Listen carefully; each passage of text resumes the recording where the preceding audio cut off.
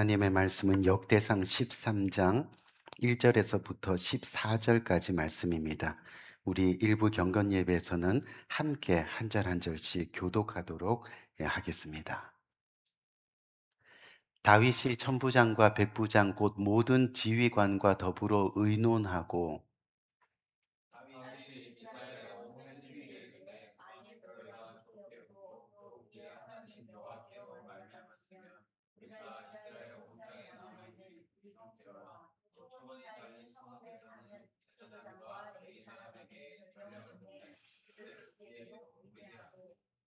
우리가 우리 하나님의 궤를 우리에게로 옮겨오자 사울 때에는 우리가 궤 앞에서 묻지 아니하였느니라 하매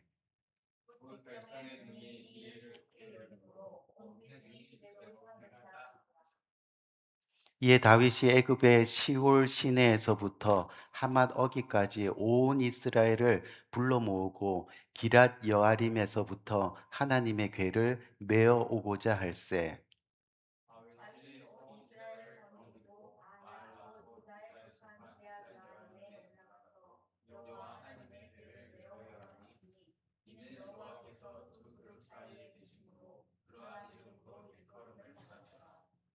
하나님의 궤를 새 수레에 싣고 아비나답의 집에서 나오는데 우사와 아히오는 수레를 몰며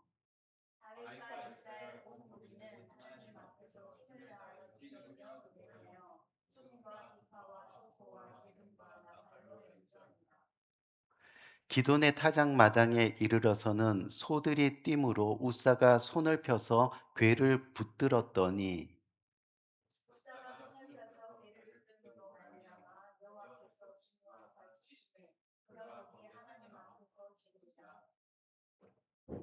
여호와께서 우사의 몸을 찢으셨으므로 다윗이 노하여 그곳을 베레스 우사라 부르니 그 이름이 오늘까지 이르니라.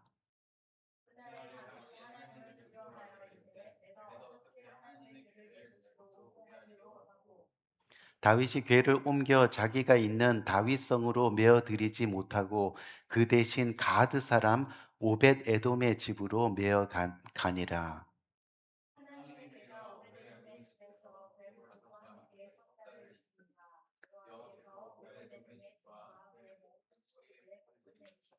아멘. 아멘. 오늘 누구처럼 될 것인가 말씀 시리즈 두 번째 시간으로 한번 따라할까요? 우사처럼 우리가 어떻게 하라 그랬죠? 위를 올려야 돼. 우사처럼? 네, 그렇죠. 우사처럼이라는 제목을 가지고 함께 은혜와 도전을 나누는 복된 이 시간이 되기를 원합니다. 오늘 말씀은 저와 여러분이 성경을 읽으면서 한 번쯤은 고개를 갸우뚱하는, 그렇죠? 우리의 고개를 갸우뚱하게 만드는 그런 본문의 내용이 담겨져 있습니다. 오늘 본문의 내용은 바로 법궤를 둘러싸고 있는 그런 이야기인데요. 오늘 본문에는 제사장 아비나답의 아들인 우사와 가드 사람 오벳 에돔이 등장합니다. 그리고 다윗 왕 때 오랜 세월 잊고 지내던 이 법궤를 예루살렘으로 운반하는 과정에서 이 갑자기 수레를 끌던 소들이 날뛰게 되는 거죠. 그때 법궤가 기울어지는 것을 우사가 염려해서 그 법궤를 붙들었습니다. 그런데 바로 그 순간에 우사가 그 자리에서 즉사를 하게 됩니다. 단지 넘어지려는 법궤를 붙든 것뿐인데 죽어버렸다는 겁니다. 오늘 말씀은 왜 우사가 단지 넘어지려는 법궤를 붙들었는데 죽게 되었는가 하는 의문에 대해서 그 이유를 한번 살펴보려 합니다. 그러면서 우리도 우사처럼 될 것인가 아니면 반대로 법궤로 인해 축복을 받았던 오벳 에돔처럼 될 것인가에 대해 진지하게 생각하면서 이 신앙의 도전을 얻는 그런 귀한 시간을 가져보려 합니다. 오늘 구체적으로 말씀에 들어가기에 앞서서 먼저 오늘 본문의 배경을 짧게 살펴보면요. 저와 여러분들이 잘 아시는 대로 이 법궤는 모세가 광야에서 하나님의 명령을 따라 만들었던 그런 귀한 법궤입니다. 그리고 그 법궤는 성막의 중심인 지성소에 놓이게 되면서 하나님의 임재의 상징, 하나님의 예배의 상징이 되었습니다. 그리고 이스라엘 백성들이 법궤를 가지고 가는 곳곳마다 요단강이 갈라지고 여리고성이 무너지는 등 수많은 하나님의 기적이 일어나게 되었습니다.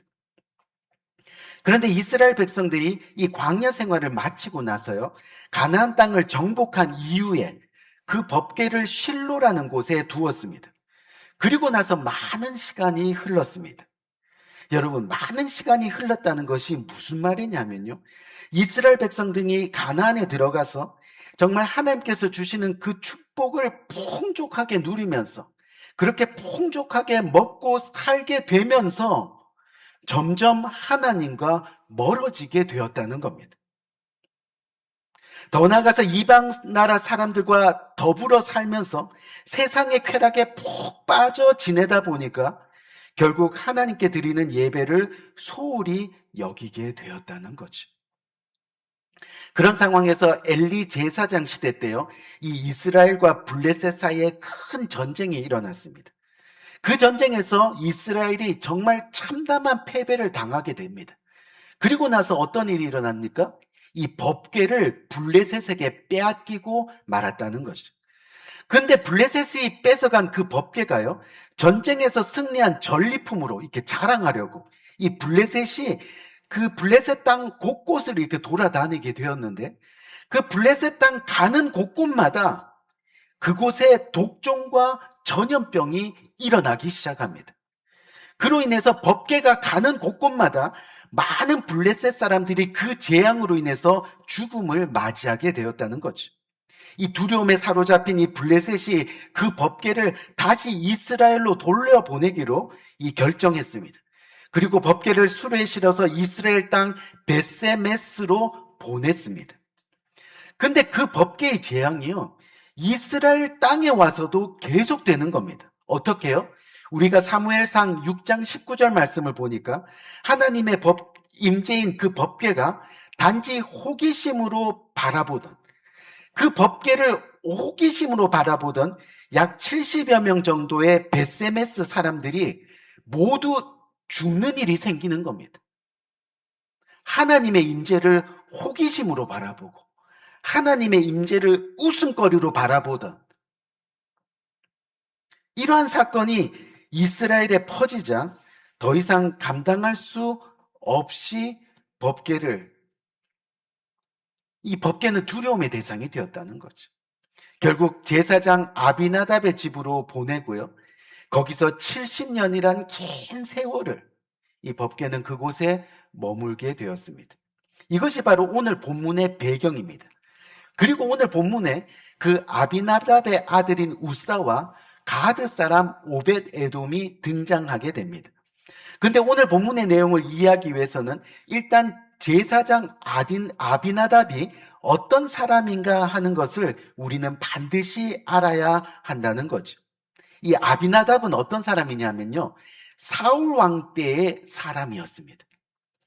그리고 가드 사람인 오벳 에돔은요, 다윗 왕 때의 사람이었습니다.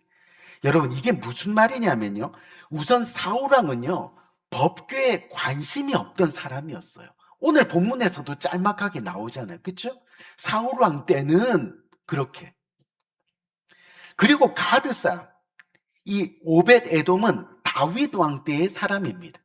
다윗 왕처럼 그 법궤에 굉장히 관심이 많았던 사람이었다는 겁니다. 비록 사울 왕 때도요, 하나님께 예배는 드렸지만 사울 왕이 법궤에 관심이 없다 보니까요, 그 예배 드리는 예배를 주관하는 제사장이 오든지 말든지 전혀 상관없이요, 그냥 자기 멋대로 제사하고 자기 멋대로 예배 드리고 그리고 그냥 전쟁터로 나가고, 그랬던 왕이 바로 사울 왕이었습니다. 그런 왕 밑에 있었던 사람이 바로 아비나답인데, 그런 왕 밑에 있었던 아비나답 역시 법궤에는 별로 관심이 없었다는 겁니다. 그렇게 사울 왕 때의 법궤는 모두에게 잊혀졌고, 그렇게 마음의 예배, 진실한 예배는 그 시대에 사라지게 되었습니다. 근데 다윗이 왕이 되자마자 상황이 달라졌어요. 다윗은 왕이 되자마자 법궤를 생각했습니다.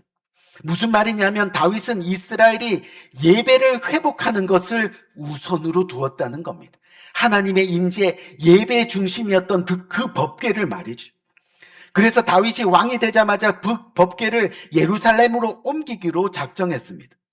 그리고 그 일을 지난 70년간 대를 이어서 그 법궤를 맡아온 이 아비나답의 아들인 우사에게 그 일을 맡겼습니다. 드디어 70년간 아비나답의 집에 있었던 그 법궤가 그곳을 떠나게 되는 날, 가장 아름답고 화려한 수레에 실려서 예루살렘으로 돌아오게 되었다는 겁니다. 그런데요, 예루살렘으로 돌아오는 도중에 수레를 끌던 소들이 갑자기 어느 지점에서 막 날뛰기 시작합니다. 그 상황에서 이 법궤가 기울어지는 것을 보고 나서 오늘 본문의 우사가요, 그 법궤를 탁 붙들었는데 바로 그 순간 우사가 즉사를 하고 마는 겁니다. 이 모든 것이 한순간에 공포로 변했습니다. 70년간 침묵해 왔던 법궤의 두려움이 다시 시작된 듯 했습니다. 우리가 뭘 잘못하고 있지? 하지만 무엇이 잘못되었는지 그 누구도 알지 못했습니다. 결국 법궤는 예루살렘으로 돌아오지 못하고 그곳에서 그리 멀지 않은 오벳 에돔의 집으로 옮겨지게 되었습니다. 그런데 오늘 본문을 자세히 보니까 법궤가 오벳 에돔의 집에 3개월 동안 머물었는데 그 머무는 동안 오늘 말씀 가운데 하나님이 오벳 에돔의 집에 많은 축복을 내려주셨다 말씀하고 있습니다. 여기까지가 바로 오늘 본문 말씀의 내용입니다. 우리 귀한 성도님들, 지금까지 저와 여러분이 오늘 본문의 배경과 내용을 짤막하게 정리해 봤는데 여기서 우리가 생각해 볼 것은 누구는 법궤를 70년간이나 보관을 했는데 저주를 받고 누구는 단 3달을 보관했는데 복을 받았냐 하는 겁니다. 왜 우사는 죽고 오벳에돔은 그렇게 축복을 받았느냐 하는 것을 우리는 생각해 봐야 됩니다. 근데 그것은 정말 너무나 단순합니다. 그 해답이 뭐냐면 한번 따라할까요? 우사는 잘 몰랐고 오벳에돔은 잘 알았다. 우사는 잘 몰랐고 오벳에돔은 잘 알았다입니다. 이게 무슨 말이냐면 여러분, 오벳에돔이라는 사람은요, 이스라엘 12지파 중에서 레위 지파의 사람이었고 또 레위 지파 중에 그 자손들 중에서 고핫 자손에 속한 사람이었습니다. 이게 무슨 얘기냐면요, 여러분, 레위 지파 사람들은 평생 어떤 일을 했어요? 성전 일을 하면서 살았던 사람입니다. 그리고 레위 지파 안에서 세 자손이 있었는데 그 세 자손 중에서 특별히 고핫 자손들은요, 광야에 있을 때부터 법궤 운반을 맡았던 사람이었다는 거예요. 다시 말해서 오벳에돔은 법궤를 어떻게 운반하고 보관하는지 너무나 잘 알고 있었던 사람이었습니다. 하나님의 말씀, 하나님의 명령을 너무나 잘 알고 있었던 사람이었다는 겁니다. 그런 상황에서 오벳에돔이 법궤가 예루살렘으로 온다는 소식을 듣게 되었습니다. 그리고 법궤의 행렬이 있는 날 법궤를 맞이하려 나가보니까 이 법궤가요, 소 2마리가 끄는 화려하게 치장된 수레 위에 놓여서 운반이 되고 있는 겁니다. 우리 귀한 성도님들, 이스라엘 광야 생활할 때 하나님은 틀림없이 법궤를 운반하는 것에 대해서 상세하게 말씀해 주셨습니다. 법궤는 반드시 이렇게 운반해야 된다. 그 말씀에 비추어 보면 법궤는요, 소 따위가 끄는 것이 절대 아니었다는 겁니다. 법궤는 레위 지파 중에 고핫 자손들이 반드시 어깨에 매서 거룩하고 겸손한 모습으로 그 법궤를 운반하는 것이었습니다. 광야의 길을 행진할 때도 마치 예수님이 십자가를 어깨에 메고 그렇게 골고다 언덕에 올라가시는 것처럼 그 법궤는 정말 어깨에 메어서 광야의 길을 갔어야만 했다는 겁니다. 여러분, 무슨 말이에요? 웃사는 하나님의 말씀을 잘 몰랐습니다. 알았어도 건성건성 알고 순종하지 않았습니다. 그렇게 웃사는 하나님 말씀을 잘 알지도 못하고 알아도 나 몰라라 불순종하면서 자기 멋대로 사람들 눈에 좋아 보이는 대로 그렇게 법궤를 운반했다는 겁니다. 그리고 그의 결국은 많은 이스라엘 백성들 앞에서 죽음의 심판을 맞이하게 되었다는 거죠. 우리 성도님들, 여기 웃사를 통해 우리가 깨달아야 할 것이 있습니다. 먼저는 웃사는 바로 부모된 아비나답으로부터 제대로 된 신앙을 이어받지 못했다는 겁니다. 오랜 세월이 지나도, 정말 오랜 세월이 지나도 오벳 에돔은 그 할아버지, 그 아버지 때로부터 물려받은 그 신앙을 계속해서 지켜올 수 있었던 반면에 이 웃사는 부모된 아비나답, 제사장이었던 그 아비나답으로부터 제대로 된 신앙을 이어받지 못했다는 겁니다. 다시 말해서 부모된 우리가 자녀들에게 하나님을 제대로 알려주지 못하면, 참된 신앙을 가르쳐 주지 못하면 우리의 자녀들도 결국 웃사의 최후를 맞이할 수밖에 없다는 것을 우리는 심각하게 깨달아야 한다는 겁니다. 또 웃사도 제사장 집안에서 태어났기 때문에 스스로 하나님을 알려고 노력했어야만 했다는 겁니다. 하지만 웃사 역시 그렇게 하지 않았습니다. 우리 귀한 성도님들, 우리는 하나님의 말씀을 잘 알아야 됩니다. 그리고 아는 것으로 끝나서는 안 됩니다. 그 말씀에 순종해야 합니다.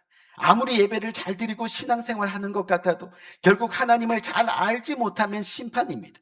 말씀에 벗어난 열정은요, 아무리 우리 눈에 보기 좋아도 죽음입니다.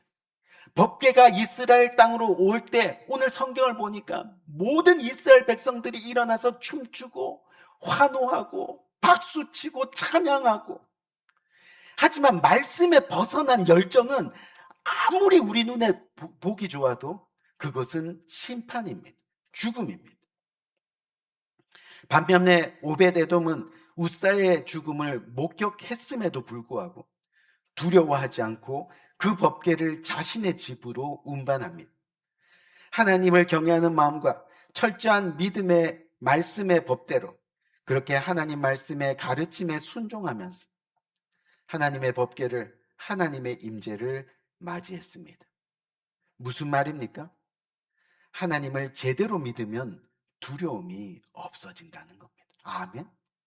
하나님을 제대로 알면 심판이 소망으로 바뀌는 역사가 일어나게 되는 겁니다.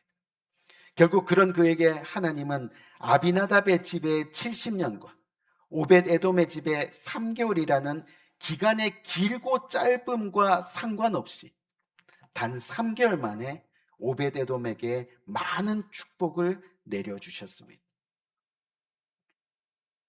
결국 하나님은 당신을 대하는 우리의 중심과 당신을 대하는 우리의 경외함을 보신다는 겁니다. 아무리 70년을 믿어도 하나님을 제대로 알지 못하고 믿는 믿음은 결국 자기 중심의 신앙입니다. 우상 숭배입니다. 죄입니다. 심판입니다. 하지만 3개월을 믿어도 하나님을 제대로 알고 믿으면 그것은 축복이고 소망이고 구원이 되는 겁니다. 역대상 26장 말씀을 보니까요, 오벤에돔에게 자손이 62명이 있었는데 그 62명 모두가 단 한 사람도 예외 없이 62명 모두가 능력 있는 하나님의 일꾼으로 쓰임 받았습니다. 그리고 그들의 고가는요, 쌓을 곳이 없도록 넘치도록 그렇게 축복해 주셨다는 겁니다. 우리 귀한 성도님들, 우리 중에는 10년, 20년, 30년 신앙생활을 하시는 분들이 있습니다. 하지만 곰곰이 생각해 보면 우리의 신앙이 10년 전이나 지금이나 왜 이렇게 변화가 없을까요? 세월은 20년, 30년 지나가는데 여전히 우리는 우리의 삶에서 하나님의 함께 하시는 것을 나타내지 못하고 살아가고 있는 모습은 아는가요? 주위에 불쌍한 사람이 있어도 도우려는 마음이 없습니다. 내 옆에 집체가 아픈데도 위로할 줄을 모릅니다. 목숨 걸고 선교지에서 선교하는 선교사님들을 봐도 전혀 주머니가 열리지 않습니다. 예배 드릴 때 보면 헌금 시간만 되면 손이 바빠집니다. 주머니에서 100불짜리가 나오면 깜짝 놀랍니다.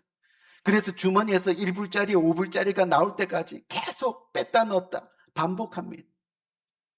하나님께 헌신하는 것 늘 주저하고 인색합니다. 여러분, 성경을 읽어보면 우리가 하나님을 제대로 믿는다는 증거가 뭐예요? 우리의 일상의 삶에서 정말 하나님이 함께 하신다는 것을 나뿐만이 아니라 가족과 이웃들이 보게 되는 겁니다. 다시 말해 그들로 인하여 인정받게끔 하는 겁니다. 아멘. 구약의 예를 들어보면 믿음의 조상 아브람, 이삭, 야곱이 있습니다.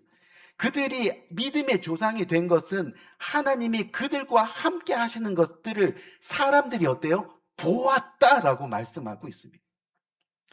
요셉도 마찬가지입니다. 그가 노예로 있을 때나 감옥의 죄수로 있을 때나 어떤 상황에서도 요셉의 옆에 있던 사람들이 하나님이 그와 함께 하시는 것을 보았고, 아멘? 라고 말씀하고 있습니다. 여러분, 우리의 신앙이 연약해서 능력이 없는 것이 아닙니다. 결국 몰라서 연약한 것이, 하나님을 알려고 하지 않는 영적 게으름 때문에 연약한 겁니다. 결국 하나님을 잘 알지 못하니까 능력이 없는 겁니다. 알아도 순종하지 않으니, 실천하지 않으니 변화가 없는 겁니다. 오베데돔은 자신 앞에서 우사가 죽어가는 모습을 보았습니다. 하지만 그는 하나님을 잘 알았고 또 하나님의 말씀을 잘 알았고, 그래서 아무런 두려움 없이 법궤를 자신의 집으로 옮길 수 있었습니다. 그래서 호세아 4장 1절 말씀을 보니까 뭐라 그래요? 내 백성이 하나님을 아는 지식이 없으므로 망하는도다. 그렇기 때문에 호세아 6장 3절은 어떻게 외칩니까? 우리가 여호와를 알자. 근데 어떻게 알아요? 힘써 여호와를 알자. 힘써 여호와를 알자. 우리 귀한 성도님들, 오베데돔은 하나님을 힘써 알았습니다. 그리고 비록 짧은 시간이라도 섬김의 기회가 왔을 때 최선을 다해 섬겼습니다. 그로 인해 온 가정이 구원받고 하나님의 축복을 누리게 되었습니다. 반면 우사는 70년이라는 많은 시간이 있었음에도 하나님을 힘써 알지 못했습니다. 그리고 엉뚱한 열정으로 하나님을 섬겼습니다.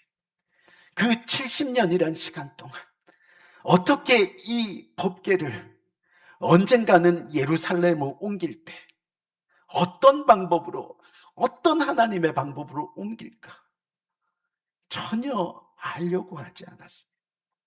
자기 하고 싶은 대로 엉터리로 그렇게 하나님을 섬겼습니다. 결국 심판을 피하지 못했습니다. 그 70년이라는 많은 시간 속에 우리 귀한 성도님들, 다시 한번 묻습니다. 우사처럼 될 것인가? 아니면 오벳 에돔처럼 될 것인가? 바라기는 오벳 에돔처럼 되기를 주님의 이름으로 간절히 축원드립니다. 그래서 저와 여러분들의 가정에 모두가 하나님의 축복을 이 땅에서도 하늘에서도 동일하게 누리는 그런 축복의 통로가 모두 되시기를 다시 한번 주님의 이름으로 간절히 부탁드립니다. 우리 한번 기도할까요?